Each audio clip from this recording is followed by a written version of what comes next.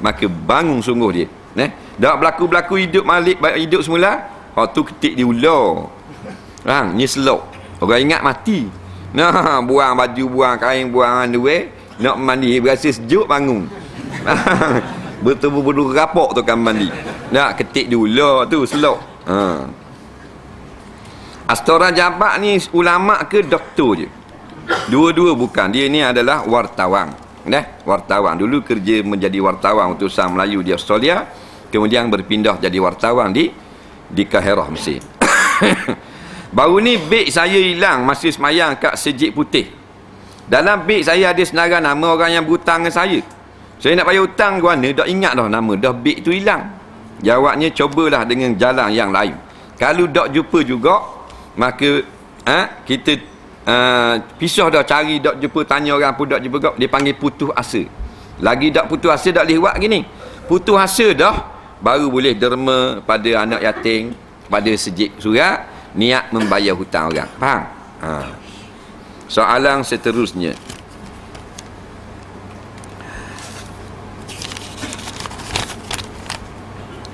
saya ada banyak komik dan ada gambar-gambar perempuan seksi. Patut tak saya bakar ke sipang ni? Bakar lah. Sipang apa? Saya masih tak mengerti kenapa budak-budak tak boleh duduk saf depan. Mungkin ke budak tak balik atau tak sunat? Kalau budak solat di saf hadapan, apakah akan batal solat makmum? Saya masih tak mengerti. Budak-budak balik, Nabi kata sama dengan orang tua. Walaupun dia kecil, balik dah. Walaupun dia jauh 3, tapi balik dah, dia sah orang tua. Yang belum balik, sah belakang. Yang antara hikmah je nak mengajar bahawasanya orang-orang besar adalah memimpin orang-orang muda. Jadi orang muda kena ikut orang tua sebagai pimpinan. Sebab tu dia buat atur sah orang tua depan, budak-budak belakang. Supaya kita ada hikmah situ, budak-budak jangan lawan orang tua.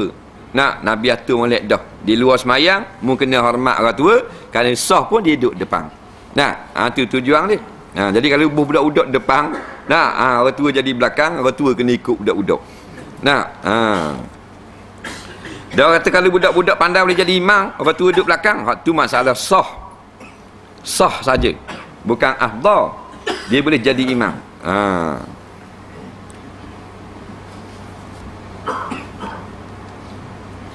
Cerita sedikit saja tentang kegagahan Sayyidina Umar Al-Khattab sebelum kafir dan selepas Islam. Sebelum kafir mana pula? Sebelum Islam, bukan sebelum kafir. Masa dia belum Islam. Jadi banyak sangatlah cerita-ceritanya.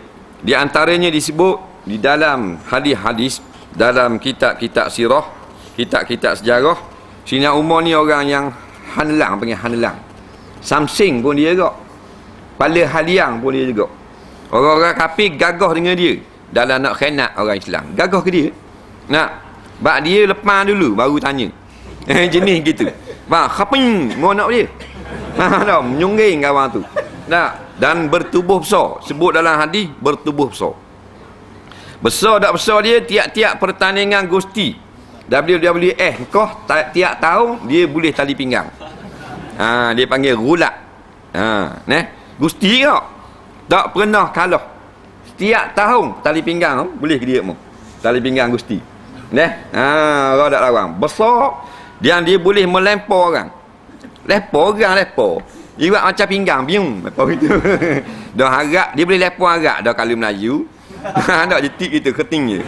Dah dia tengok orang kalau kita pergi Mekah kan. Dia pergi Mekah, dia bubuh tangan kan, tayak bubuh tangan. Atas lutut tau. Bubuh tangan, si tengok tangan harap duk belah. So gitu tangan. Tangan harap.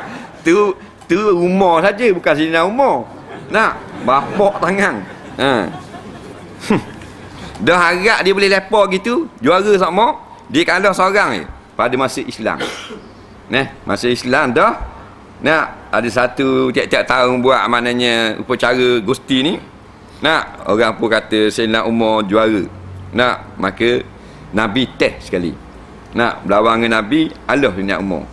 Nampak Nabi lepak gloli batin. Nampak. Barulah serah tali pinggang. Baru dia sedar. Dia nak kabur backhand. Digelar juga sebagai Al-Asad.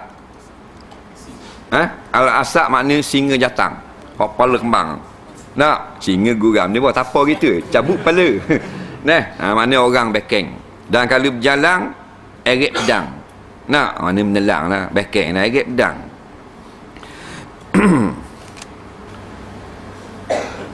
Imam akad takbir, saya pun akad selalu. Dalam baca Fatihah imam rokok, saya dah habis lagi. Saya makmum muafiq ke masbuk? Muafiq sama-sama akad takbir, maknanya imam akad Allah Akbar, dia pun Allah Akbar. Tapi dah dibaca lambat sikit, imam baca laju. Dah nak habis Fatihah dia, imam rokok. Jawabnya, muafiq mu kena perhabiskan Fatihah, barulah mu rokok. Soalan seterusnya, apakah dosa orang bunuh diri? Dosa besar. Jumhur ulama kata tidak kafir, dosanya besar. Lepas daripada sembah berhala, bunuh diri, maknanya azab sungguh di dalam neraka. Saya musafir, memang niat sembahyang jamak. Sampai di satu kawasan azan Zuhur berkumandang, saya terus berhenti dan sembahyang Zuhur ikut imam 4 rakaat. Masuk 4 rakaat baru saya teringat nak jamak dengan asar dalam sembahyang ni. Sebelum salam, saya terus niat untuk jamak asar. Sah ke niat saya itu? Jika sah, boleh tak saya bangun dan sembahyang asar 2 rakaat? Niat sembahyang jamak sunat di dalam takbir, faham? Tapi kalau tak dalam takbir, dalam sembahyang sah lagi. Sembahyang mana? Sembahyang yang pertama, jamak takdim. Maknanya masa kita sembahyang lahu nak jamak dengan asar, wajib kita niat nak jamak tu dalam sembahyang, bukan dalam takbir. Niat dalam takbir tu sunat saja. Patutnya dalam takbir, Allah aku sembahyang fardu zuhur jamak dengan asar. Dah ingat. Nak masa tayat akhir baru teringat nak sembahyang jamak dengan asar. Dalam tayat akhir boleh niat, nak aku nak jamak dengan asar, boleh lagi. Selama belum salam. Dan salam tak boleh lah. Kena sembahyang asar masuk waktu sekarang. Apa hukum puak imigresen menangkap parti seperti kepung anak ayam, macam tak berperi kemanusiaan? Jawabnya boleh. Pihak pemerintah mengambil tindakan kepada pendatang-pendatang haram. Hukumnya harus, kerana kadang-kadang dia bawa mudarat jikalau tidak ada berdaftar ataupun masuk secara rasmi, kerana kadang-kadang melakukan jenayah dan sebagainya. Tapi cara menangkap tu dipertikaikan. Kerana kita sesama manusia. Jangan tunjuk kelebihan kuasa kita. Kuasa kita tu hanya takat dia. Cara takat tu jangan buat zalim, jangan tunjuk sombong dan seumpamanya. Kalau tunjuk sombong, maka berdosa di sisi Allah. Buat lebih kurang macam nak ayam sepak terajang sakit kepala sembang, tak boleh. Nak sesama Islam, balik awal di akhirat nanti. Betul mu ada kuasa, tapi kuasa Allah lebih besar lagi. Jadi nak menjalankan apa saja tindakan, tak apa, biar berperi kemanusiaan. Saya nak tanya, boleh tak saya bayar bil telefon bimbit? Saya guna duit bunga. Saya dah lama dah tak pakai handphone tu, tapi tiap-tiap bulan jadi tambah semua bil. Tak ada pitih nak bayar. Kalau betul tak ada pitih nak bayar, menyebabkan boleh kena samang dan sebagainya, mudarat yang lebih besar, maka diharuskan menggunakan wang bunga untuk membayar bil tersebut. Dengan nama Allah saya minta dapatlah merungkaikan masalah yang berlaku di Surau Gelung Bila. Saya tanya dan dengar banyak ustaz, hubungan makmum dan imam akan putus bila dipisahkan oleh dinding batu. Masa ketiadaan elektrik power off baru-baru ini mungkin ada kebenarannya. Suara tak dengar dan tak nampak. Malam Jumaat pihak lelaki kunci pintu. Sampai kunci pintu pihak muslimat selalu bergaduh dan bersisih pendapat hak mana sebetul, kerana dipisahkan oleh konkrit. Jawabnya, berlaku khilaf yang begitu banyak masalah orang mengikut di sebelah belakang dinding, nampak? Kepada orang yang diikut selepas daripada dinding. Banyaknya kaum ni kita ambil kaum satu kaum yang memudahkan kita. Jawabnya sah lagi ikut tang. Nampak? Sah lagi ikut tang dia.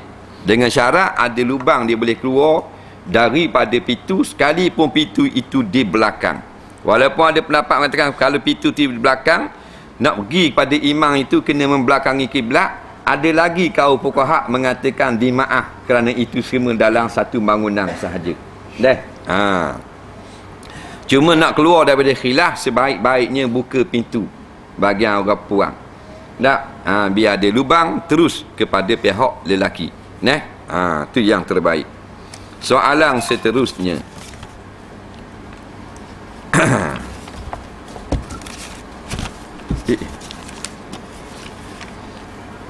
Zakat yang dikeluarkan secara individu kena cukup 8 asnah juga? Jawabnya ya dan tidak. Seorang dia keluar zakat kena 8 bagi 8 kok. 8 kumpulan juga, 8 asnah juga. Jawabnya ya dan tak payah. Ya kot mana? Ya kalau mana zakatmu besar. Katakan zakatmu tu 8 ribu. 1,000 seorang kalau ada 8 asnah. Tapi zakatmu 80 riyal saja. Maka seorang sudah memadai. Sebut dalam kitab fiqh. Termasuk kitab-kitab jawi macam Bughyatul Tullab. Dalam kitab Sabilal Muhtadin.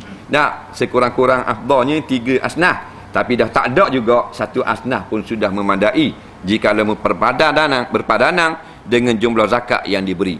Tapi jangan zakat kita 50,000 ke seorang saja.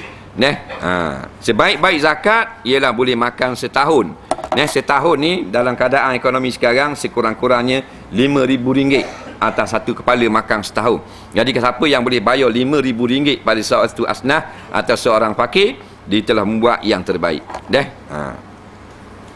Zakat sendiri boleh tak dibahagi pada anak yang sedang belajar agama di luar negara? Jumhur ulama mengatakan belajar agama tak terima zakat dan tak masuk dalam asnah lapang. Satu kaul dalam mazhab Hanafi dan Maliki memasukkan belajar agama dan mengajar agama ini dan masjid atau madrasah dan pondok dalam asnaf fi sabilillah. Jadi ayah tak boleh keluar zakat kepada anak atau orang yang diwajib tanggung atas nama fakir miskin. Atas nama sabilillah dibolehkan. Soalan seterusnya.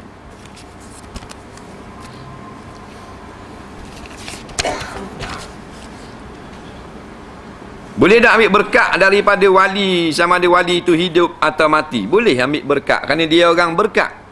Tak usah kata wali Tok Imam orang ambil berkat. Tok Bilal orang ambil berkat. Dah berkat benda Tok Bilal. Dia bang subuh, zuhur. Kan ada hadis sebut kelebihan dia. Bila hadis sebut ada kelebihan, maka ada keberkatan tu. Bukan nyanyi tengah hari duk pergi. Nak pergi karaoke tak bila. Dia pergi bang, maka ada keberkatan. Tak usah kata wali Allah. Lagi boleh berkat. Yang tak bolehnya macam tadilah kita minta dia tu beri manfaat dan menolak mudarat bagi yang telah mati. Tu dia tak mampu.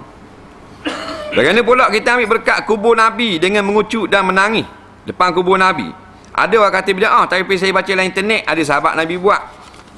Yang bolehnya kita menangis dia di kubur-kubur boleh. Dan tak boleh